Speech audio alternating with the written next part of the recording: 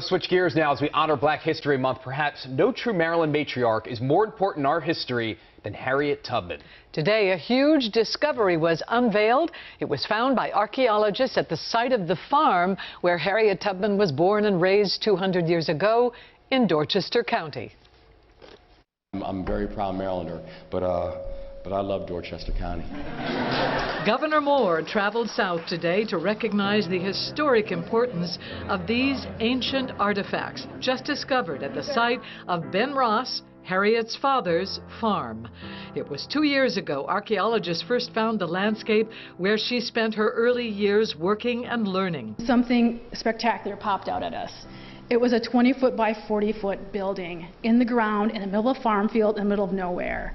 This unveiling of the latest finds at the site was held at the Harriet Tubman Underground Railroad Visitor Center, where her life and life's work is illustrated so history will never forget Harriet Tubman or her enormous impact on the men and women she transported to freedom. Every time I come here, I can stand outside and I can feel her. In a place that was once so horrendous and horrible things happened, it's a sense of peace, because I feel that she is here walking through those woods. This latest collection was found at the site next to the remnants of a fireplace. And I almost gasped because I thought to myself, could this be a West African spirit cache? Something that tied the people who lived here back to Africa. This just told me we are at the beginning of a great discovery, a great site, a place where we can learn more about not only Harriet Tubman, but her family and the people that she called community. These are the stories that unite us as a state. These are the stories that unite us as a nation. There are actually 2 national parks dedicated to Harriet Tubman, one in New York at a home and farm she purchased, and the one here in Maryland where her journey began. May we be guided by her words, and I quote, "Always remember, you have within you the strength, the patience, and the passion to reach for the stars, to change the world." What it do? This is your brother Bishop of Bishop Zone TV, and man, what a discovery. Yet a lot of our people are not talking about this discovery. You know, it's a sad state of affairs when you have more people talking about things that can't be supported through archaeological evidence, can't be supported through genealogical evidence. And matter of fact, they'll go out their way to say, look, don't believe your genetic test. Don't believe geneticists. Talk to your grandmother, who is not a geneticist, who is not a historian, doesn't have access to archaeological sites and tools to decipher certain things from a historical perspective. Those things are frowned upon amongst some of our people. And here we have an archaeological link to the continent, and we get a look into how our ancestors viewed themselves, how they viewed Africa. You know, for so many people who like to talk for the ancestors, and I guess you could say I'm talking for the ancestors, but really I'm not. I'm just looking at the historical evidence. I'm looking at the archaeological finds and connecting the dots that are obviously there. But, a lot of people say, well, they sold us into slavery. They didn't come rescue us. Why should we feel this connection to Africa? Why should we identify ourselves as African when blah, blah, blah, blah, blah, blah? And what I'm discovering more and more is that a lot of our ancestors still looked at themselves as Africans. You have to remember at that time, a lot of our people were still considered property. So there was no space where you could identify as an American. From what I gathered, and I could be wrong. I'm not saying I'm right, but I could be wrong. A lot of that American identity in the Black community came post-Civil War into the Reconstruction era. So we're talking possibly late 1800s, early 1900s.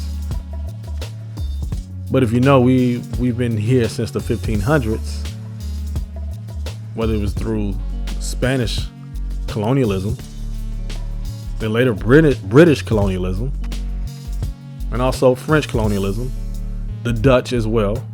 And when you look at it from different parts of the Americas, we still clinged on to our African identity.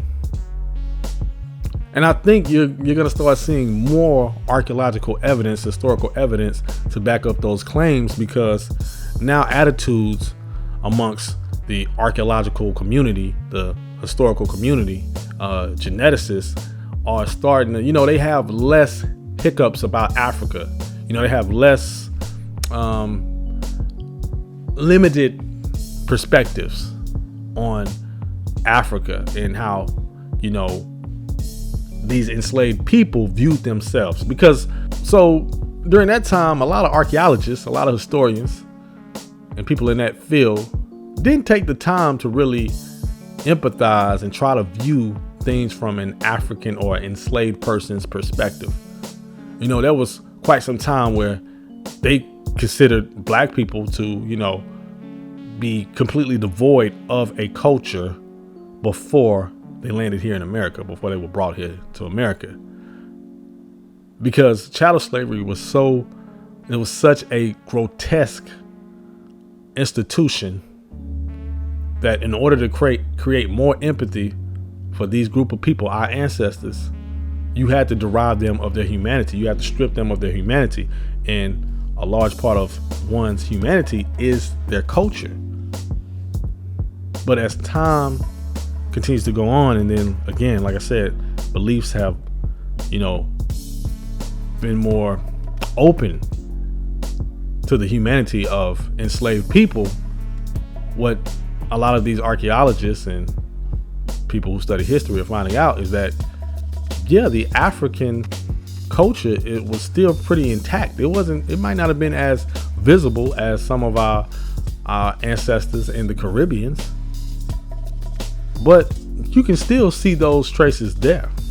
And I think this discovery opens Pandora's box to even more conversations of African identity in American history.